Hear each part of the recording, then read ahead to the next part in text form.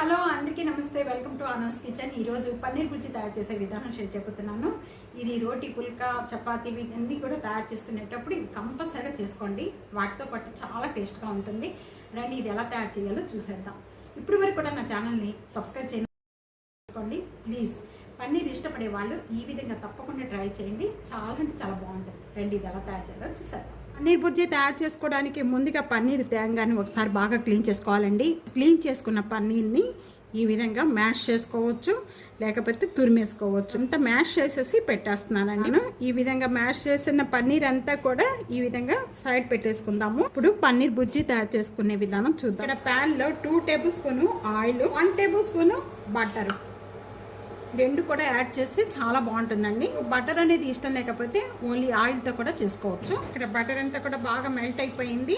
Melt అయిపోయిన వెంటనే కూడా 1 టేబుల్ స్పూన్ జీరా వేగిపోయిన వెంటనే 2 ఉల్లిపాయలు, 2 పచ్చిమిర్చి, ఆనియన్ పచ్చి స్మెల్ పోయేంత వరకు కూడా బాగా వేయించుకోవాలి. ఉల్లిపాయ సగం వేగిపోయిన వెంటనే కూడా ఇక్కడ ఒక హాఫ్ అండి క్యాప్సికంలో ఒక హాఫ్ క్యాప్సికమ్ తీసుకోండి. ఇలా చిన్న చిన్న పీసెస్ కట్ చేసుకున్న క్యాప్సికము. ఉల్లిపాయ ఈ విధంగా మగ్గిపోయిన వెంటనే 1 టేబుల్ స్పూన్ సాల్ట్ యాడ్ చేస్తున్నాను. 1/2 టేబుల్ స్పూన్ పసుపు, 1.5 టేబుల్ స్పూన్ కారం, 1 tablespoon ginger garlic paste, 1 tablespoon ధనియా పౌడర్.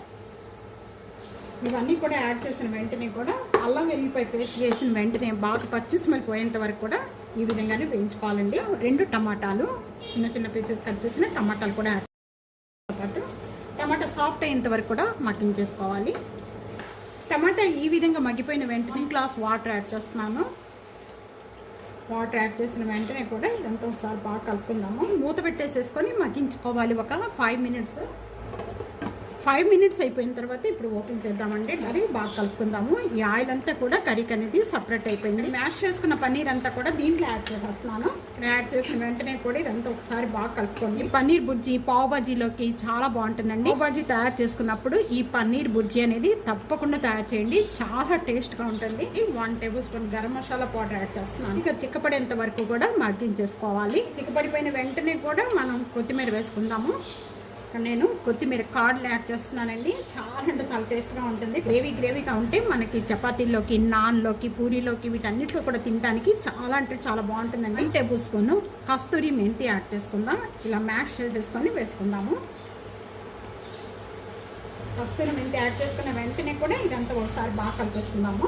ఈ విధంగా ఉన్నప్పుడే మనం ఇంకా స్టవ్ బంద్ చేసేసుకుందాం. ఒక సర్వింగ్ ప్లేట్లో తీసుకుందాము. మీరు ఇష్టం లేని వాళ్ళు కూడా పన్నీర్ బుర్జీ చాలా ఇష్టంగా తినేస్తారనమాట. అంత టేస్ట్గా ఉంటుంది. తప్పకుండా ఇదే విధంగా ట్రై చేసి మీకు ఎలా ఉందనేది కామెంట్. వీడియో నచ్చితే కనుక ఫ్యామిలీకి, ఫ్రెండ్స్ వీడియో షేర్ చేసి అనూస్ కిచెన్ సబ్స్క్రైబ్ చేసుకోవడం అస్సలు మర్చిపోకండి. Thank you for watching.